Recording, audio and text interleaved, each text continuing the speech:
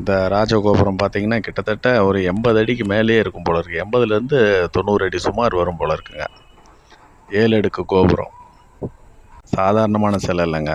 மொத்தம் கீழே இருந்து பார்த்தீங்கன்னா 135 அடி உயரம். அப்போ எவ்வளோ பிரம்மாண்டமாக இருக்கும் பாருங்க.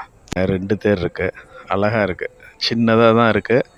இருந்தாலும் நல்லா அழகா செஞ்சுருக்காங்க. பாருங்க, மரத்தேர் தான். இப்போ கோபுரமும் இந்த நுழைவு வாயிலும் பார்த்தீங்கன்னா கருங்கல்லால் கட்டப்பட்டதுங்க. இந்த நுழைவு வாயில் சுற்றி அந்த கருங்கல் பார்த்தீங்கன்னா கலரே கருப்பாக இருக்குங்க. 135 அடி உயர பிரம்மாண்டமான மகாலட்சுமி சிலை வேலை நடந்துட்டு இருக்கிறது தாங்க இப்போ பக்கமாக பார்த்துட்டு இருக்கீங்க. எல்லாருக்கும் வணக்கங்க. நம்ம இன்றைக்கி எங்கே இருக்கோம்னா சேலத்தில் தாங்க இருக்கோம். சேலத்தில் இருக்க ஒரு பிரபலமான முருகர் கோவிலுக்கு தான் வந்திருக்கோம். சேலம் ஜாகிரம்மா பாளையத்தில் இருக்க காவடி பழனி ஆண்டவர் கோவிலுக்கு தாங்க வந்திருக்கோம். இந்த கோவில் பார்த்திங்கன்னா சேலம் ஸ்டீல் பிளான்ட் ரோட்டில் திரும்பினோடனே பார்த்தீங்கன்னா லெஃப்ட்லேயே வருது. இந்த நுழைவு வாயில் பாருங்கள், லெஃப்ட்லேயே முன்னாடியே இருக்குது. இதிலேருந்து அப்படியே உள்ளே போனோன்னா கொஞ்சம் தூரத்துலேயே கோயில் வந்துடுதுங்க. ஒரு 200 மீட்டர் டிஸ்டன்ஸ்லேயே கோயில் இருக்குங்க. பாருங்கள், அந்த நுழைவாயில் வழியாக அப்படியே உள்ளே வந்திருக்கோம். இந்த காவடி பழனி ஆண்டவர் கோயில் பார்த்திங்கன்னா சேலம் புதிய பேருந்து நிலையத்திலேருந்து 4 கிலோமீட்டர் வருதுங்க. பாருங்கள், உள்ளே வர வழி பாருங்கள், எல்லாம் தென்னந்தோப்பாக இருக்குது. இது வழியாக தான் அப்படியே உள்ளே போகணுங்க. கோவிலுக்கு முன்னாடி வந்துட்டேங்க. கோவிலுக்கு முன்னாடியுமே இன்னொரு நுழைவு வாயிலுங்க இது. பாருங்கள், 2 சைடும் முருகர் சிலை வச்சுருக்காங்க அந்த நுழைவு வாயிலில். கோவில் கோபுரம் தெரியுதுங்களா? இங்கேருந்து அப்படியே உள்ளே போகலாம். இந்த கோவில் வளாகத்துக்குள்ளே வந்தவொடனே பார்த்திங்கனாவே பெரிய இடமா இருக்குங்க. கார் பார்க்கிங், 2 வீலர் பார்க்கிங் எல்லாம் இடம் ஃபுல்லாக இருக்குது. பாருங்கள், கோபுரம் பாருங்கள். இந்த ராஜகோபுரம் பார்த்திங்கன்னா கிட்டத்தட்ட ஒரு 80 அடிக்கு மேலேயே இருக்கும் போல இருக்குது. 80லேருந்து 90 அடி சுமார் வரும் போல இருக்குங்க. 7 அடுக்கு கோபுரம். நல்லா பெருசாகவே இருக்குது பார்க்குறதுக்கு. பக்கத்தில் ஒர்க்கு நடந்துகிட்ருக்கு. அது என்ன தெரியுங்களா? அதோட டீட்டெயில் சொல்கிறேன் உங்களுக்கு, நீங்கள் காமிக்கும் போது சொல்கிறேன். இந்த கோபுரம் பார்த்திங்கன்னா அகலம் கொஞ்சம் கம்மியாக தாங்க இருக்குது, ஆனால் உயரம் மட்டும் இருக்குது. இந்த கோயிலோட 7 அடுக்கு கோபுரத்தை அப்படியே பக்கமாக பாருங்க. அப்போ தான் இதோட வேலைப்பாடு எல்லாம் தெரியும். இது பார்த்திங்கன்னா கல்லில் கட்டின கோபுரம் தாங்க. இது கருங்கல்லில் கட்டின கோபுரம் தான். பாருங்கள், அப்படியே எப்படி இருக்குன்னு பாருங்கள். இந்த ஒவ்வொரு ஸ்கொயராக தெரியுதுக்குள்ள ஓப்பன், அது ஒவ்வொரு அடுக்குங்க கணக்கு. அது மாதிரி 7 அடுக்கு மொத்தம். கிட்டத்தட்ட 90 அடி 100 அடிக்குள்ளே தான் வரும். இந்த கோவில் வளாகத்திலே பக்கத்துலேயே பார்த்திங்கன்னா ஒரு பிரம்மாண்டமான வேலை நடந்துகிட்ருக்குங்க. பாருங்கள், இங்கே போர்டே வச்சுருக்காங்க. ஸ்ரீ விஸ்வரூப செல்வலக்ஷ்மி திருக்கோவில். தாமரைப்பூவில் அப்படியே செல்வல் லக்ஷ்மி சிலை வந்து அப்படியே உட்காந்துருக்க மாதிரிங்க. அந்த மாதிரி தான் வடிவமைக்க போகிறாங்க இங்கே ஒரு சிலை. சாதாரணமான சிலை இல்லைங்க. மொத்தம் கீழே இருந்து பார்த்திங்கன்னா 135 அடி உயரம். அப்போ எவ்வளோ பிரம்மாண்டமாக இருக்கும் பாருங்கள். இந்த பிரம்மாண்டமான சிலையோட வேலைகள் பார்த்திங்களா இப்போ நடந்துக்கிட்டு தாங்க இருக்குது. உயரம் 135 அடி சொன்னால் இல்லைங்க. கீழே வீடை மட்டும் பார்த்திங்கன்னா ஒரு 10 அடி சுமார் வருங்க. அதுக்கு மேலே அந்த தாமரைப்பூ ஒரு 20-25 அடி உயரம் வரும். அதுக்கு மேலே பார்த்திங்கன்னா மகாலட்சுமி சிலை மட்டும் கிட்டத்தட்ட 100 அடி கண்டிப்பாக வருங்க. வேலைலாம் செஞ்சு முடித்தோடனே கம்ப்ளீட் பண்ணோன்னே வந்து பார்த்தா ரொம்ப பிரம்மாண்டமாக இருக்குங்க பார்க்குறதுக்கு. பக்கத்துலேயே தான் கோயில், இந்த முருகர் கோயிலுக்கு பக்கத்துலேயே தான் வேலை நடக்குதுங்க. அப்படியே நம்ம உள்ளே போகலாங்க. இந்த கோவிலோட கோபுரமும் இந்த நுழைவு வாயிலும் பார்த்திங்கன்னா கருங்கல்லால் கட்டப்பட்டதுங்க. இந்த நுழைவு வாயில் சுற்றி அந்த கருங்கல் பார்த்திங்கன்னா கலரே கருப்பாக இருக்குங்க. இந்த சிலைகள் 2 பக்கம் வச்சுருக்கிறது நல்லா அழகாக இருக்குது. பெயிண்டிங் அதுக்கு தகுந்த மாதிரி கொடுத்தோன்னே நல்லா பளிச்சுன்னு இருக்குது, கருப்பு கலருக்கு முன்னாடி இருக்கிறதுனால. பாருங்கள், நுழைவு வாயில் அப்படியே உள்ளே போகிறோம்.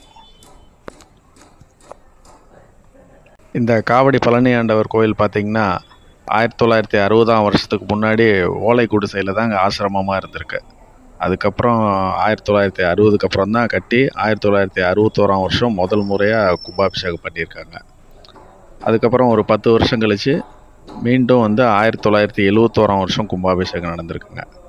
இப்போ ரீசெண்டாக பார்த்திங்கன்னா 2022ஆம் வருஷம் 3 வருஷத்துக்கு முன்னாடி நல்லா பிரம்மாண்டமாக கும்பாபிஷேகம் நடந்திருக்குங்க.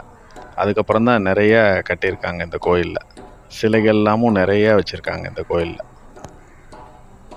இந்த கோயில் நுழைவாயிலேருந்து உள்ளே வந்தோன்னே முன்னாடி இருக்கிறது பார்த்திங்கன்னா கொடிமரம் தாங்க. முருகர் கோயில்னால மூலஸ்தானத்துக்கு முன்னாடியே பார்த்திங்கன்னா மயில் சிலை இருக்குங்க. பாருங்கள், இதுதான் மூலஸ்தானம். ஆனால் உள்ளே எடுக்கக்கூடாதுன்னு நாங்கள் போர்டு வச்சுருக்காங்க. கேமரா ஃபோட்டோஸ்லாம் நாட் அலவுட் உள்ளே மூலஸ்தானத்துக்குள்ளே. அதனால தான் நம்ம இங்கே மட்டும் எடுத்துகிட்ருக்கோம். இங்கே பார்த்திங்கன்னா கோவில் தேர் இருக்குங்க. ஒரு தேர் இல்லைங்க, 2 தேர் இருக்குது. அழகாக இருக்குது. சின்னதாக தான் இருக்குது, இருந்தாலும் நல்லா அழகாக செஞ்சுருக்காங்க. பாருங்கள், மரத்தேர் தான். பாருங்கள், பக்கமாக காமிக்கிறேன் பாருங்கள், எப்படி பாருங்கள், வேலைப்பாடெல்லாம் நல்லா இருக்குங்க. 2 தேர் இருக்குது. இந்த தேர் பார்த்திங்கன்னா எப்போ இழுப்பாங்கன்னா இந்த சுற்றுப்புறத்துலேயே தாங்க இழுக்கிறாங்க.